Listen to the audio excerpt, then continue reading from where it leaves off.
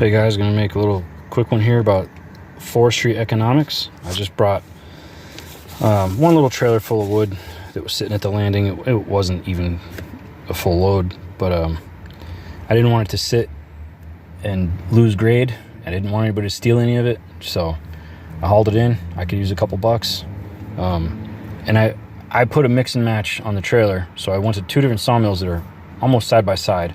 One is a stave mill and one is a general mill that saws everything. And naturally, they're happy to buy the staves from me at half price and then bring them by the truckload right around the corner. This is called yarding, where they, everybody buys logs and sends them out to the best, the best payer. And so like I said, they're happy to give you half price and double their money selling it to the neighbor. So why don't you just cut them to the chase and get the money yourself? Since you did the work, you should get the money. That's my opinion on it. This was the staves. There was only two trees on there, two logs, not even two trees, two ratty trees that only made one 17-foot log, white oaks, 12-inch white oaks, at $2 a board foot. Those two logs came out at $244.20. That's those white oak staves. Staves are what you make whiskey barrels out of. This was the red oak, low grade. All of them made tie. They were all 10-inch, 12-inch. Actually, no. 12, 13, and 14-inch. Pays 47 cents a board foot. Now, this is really good for tie logs. Just about 50 cents on a tie log. That's good. This is not a complaint. The prices are good. Technically, I guess you could say it's a great time to be a logger. Right now, our fuel is in a slight dip, even though it ain't $2 a gallon like it ought to be. But what are you going to do? So this is not a complaint. This is an illustration of forest economics. The land produces more low-grade wood than high-grade wood. There's very little white oak on this stand because it's been cut off. It's the most valuable wood. If you got a choice, are you going to go after, if you can only fit one more log on the trailer, are you going to get a white oak or are you going to get a red oak? You're going to go get a white oak because you're going to make money on it. If you don't, you're stupid. That's pure and simple.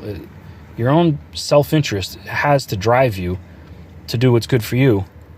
But the flip side of the coin is you're doing what's bad for the land.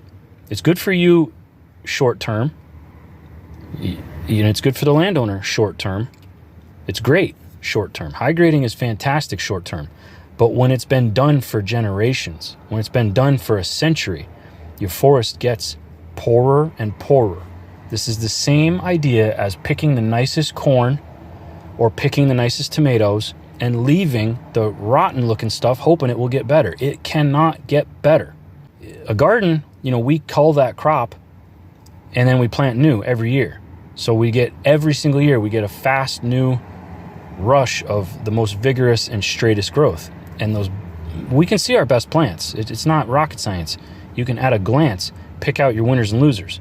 What do you do with your losers in gardening? You thin. You overplant and you thin, okay? If you're planting lettuce, squash, this, that, the other, you overseed, you put too much seed, and then you thin to the appropriate density for maximum growth. But you thin out your worst plants, you cull them, and you grow your best. This is how forestry needs to be done too, but we do not do it because the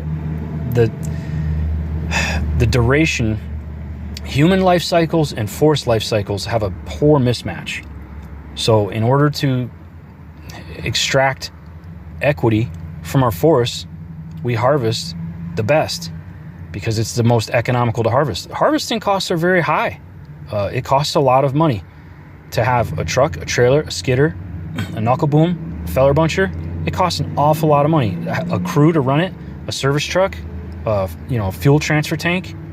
You're talking about a lot of money. Harvesting costs are high.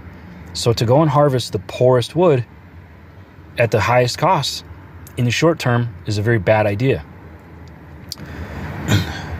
But in the long term, forestry suffers because of it. And, people will say, oh, you're lucky you got 10 mills you can sell to. Well, not really, because the forest is picked clean. So yeah, we got tons of forested land and tons of mills to sell it to, but good luck finding good wood. Everything out here is pretty well shit wood. When we high grade all the good timber, I'm sitting at the bank. This land right here, guaranteed it's been logged off. What's growing? Twisty, just crapola. Twizzlers, poor quality, poor species, and there's more vines, there's more poison ivy than there is oak. There's one good looking hardwood tree over there, but it's the bushiest thing. It's short and bushy. It's a nice yard shade tree, but it won't make but a 10-foot saw log. A whole tree, 100 years of one 10-foot saw log.